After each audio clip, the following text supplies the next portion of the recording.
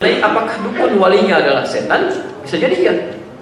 Ya, sangat iya. Quran surah ke-2 Al-Baqarah ayat 257. Posisi paling kanan sebelah atas. Allahu waliyyul ladzina amanu yukhrijuhum minadh dhulumati ilan nur wal ladzina kafaru awliya'uhum taghut yukhrijunahum minan nuri ila dhulumat. Perhatikan, Allah akan jadi wali yang dekat dengan orang-orang yang beriman. Setiap dia punya kesulitan yang membuat dia gelap, dia akan dibimbing menuju cahaya-cahaya kebaikan. Jadi semakin Bapak Ibu dekat dengan Allah, semakin mudah mengatasi kehidupan. Sekalipun Anda punya persoalan yang membuat mata Anda gelap, dada Anda sesak, kalau Anda dekat dengan Allah, akan segera dikeluarkan dari situasi itu. Cahaya langsung diberikan. Syaratnya bangun kedekatan dengan Allah. Cara membangun kedekatan dengan Allah pertama kali disebut dengan sholat. Karena itu ibadahnya disebut sholat dari kata silah. Silah itu hubungan erat yang tidak terpisahkan.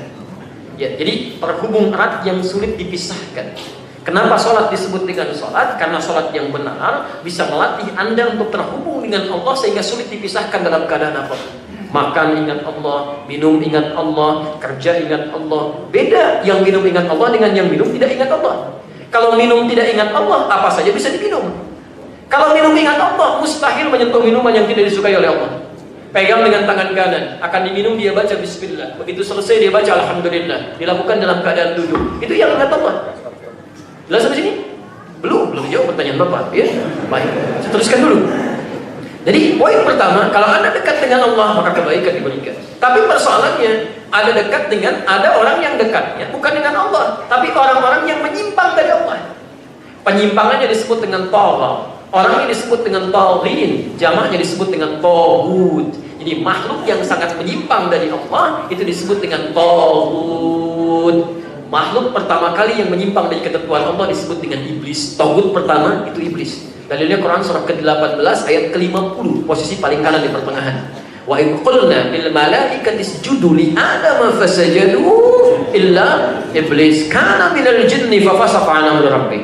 Dan ingatlah ketika kami perintahkan semua makhluk, malaikat, jin, semua sujud kepada Adam sebagai penghormatan. Ini perintah saya. Semua sujud kecuali iblis. Siapa iblis itu? Asalnya jin yang sangat taat. Cuman karena menyimpang dari ketentuan Allah, dirubah namanya menjadi iblis dari kata balasa. Ada labisa, ada bangsa. Kalau labisa, yang baik menutup yang tidak baik. Kenapa baju kita disebut dengan libas? Karena ini menutup aurat yang tidak ingin ditampakkan. Gak baik dilihat orang. Tapi kalau balasa, yang jelek menutup yang baik. Makhluknya disebut dengan iblis yang tertutupi. Kenapa iblis disebut dengan iblis? Karena sifat-sifat baik yang selama ini dia tenun tertutup oleh keburukannya sehingga menutupi seluruh bagian dari tubuhnya. Makhluk ini disebut dengan iblis. Hanya sombong yang dia munculkan itu bisa menutup semua kebaikan yang pernah dia lakukan. Hati-hati, hati-hati. Nah, iblis ini taghut pertama kali.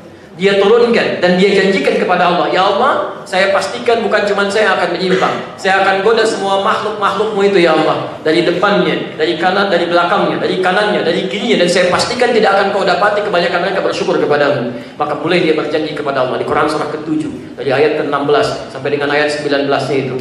Disebutkan lagi di An-Nisa itu surah yang keempat dari ayat 116 sampai dengan ayat 119-nya. Disebutkan lagi di Al-Hijr itu dari ayat ke-28 sampai dengan ayat ke-40-nya. Dia janjikan, saya pastikan saya akan goda setiap anak cucu Adam supaya menyimpang darimu. Karena itulah kemudian dia mulai goda anak cucu Adam.